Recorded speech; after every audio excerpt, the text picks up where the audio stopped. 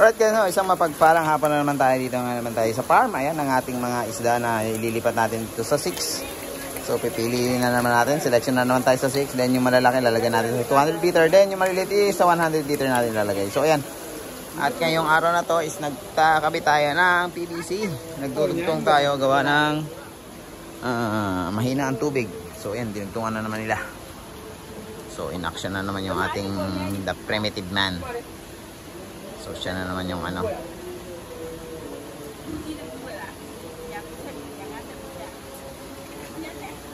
So yung mga kanyang mga ladies na nakatingin. Alright, okay.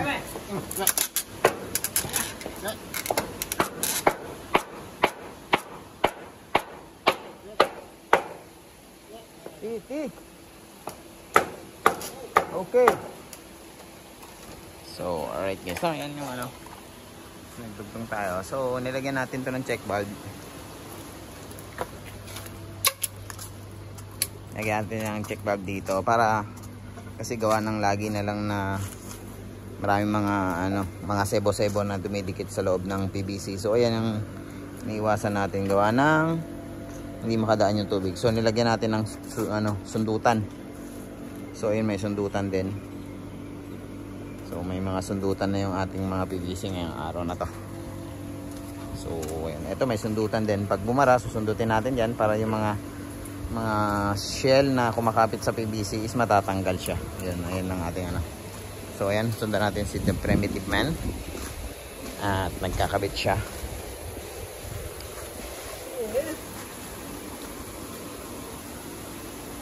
Ayan, nagkakabit sa the primitive man. Ayan.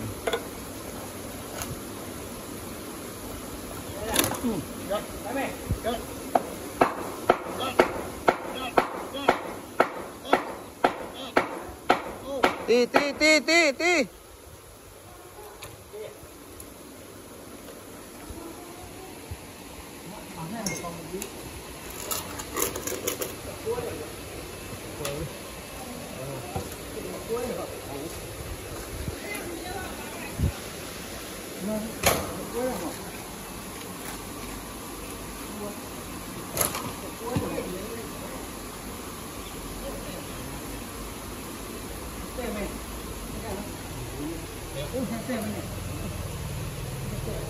So, alright guys.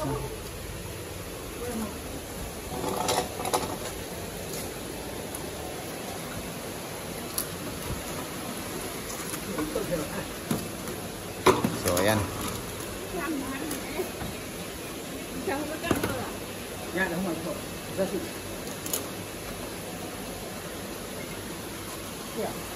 Ang dami nating mga PVC guys, no? And then yun madaan yung mga tubig natin na nagsusupply sa mga isda natin. So ito, isa sa mga sinusupply ito ay nasa malalaking isda na natin to, nasa 7 inches or 8 inches na to. So i-dispose natin to, lalagyan na natin to sa growing out fish pen. Lalagyan natin to. So ito, meron tayong bibenta bukas na pinapili natin ngayong umaga. Meron tayong mga 4 inches dito. So ayan guys, no, umaapo yung ating tatanggalin lang natin at pababa na yung tubig niyan. Yan. So meron tayong 4 inches dito. Isa, ayun, dalawa, tatlo. Yan, mga 4 inches natin. Pangbenta natin yan bukas. Ito pa. So meron pa tayo dito 4 inches. So ayan, pangbenta natin bukas yan. Balikan natin sa the primitive man. Si Awan. So ganyan lang guys, no? Ganito yung sistema natin, proseso dito sa farm. Pag wala silang ginagawa, hindi lang naman pagbabantay ng isda, hindi lang pagpapakain ng isda. Long. Oh. Okay.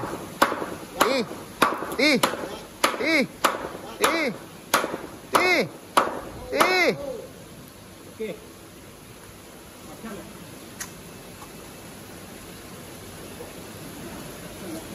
So right guys, no, ito. Then ito yung ating mga isda rin ito. Problema to eh. So hindi pa natin kailangan 'tong piliin. Lain patay.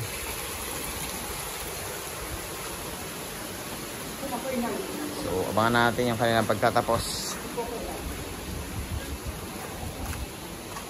at kukonek nila yun dito. So ayan guys, no, maraming salamat po. This is Jer's Vlog Official.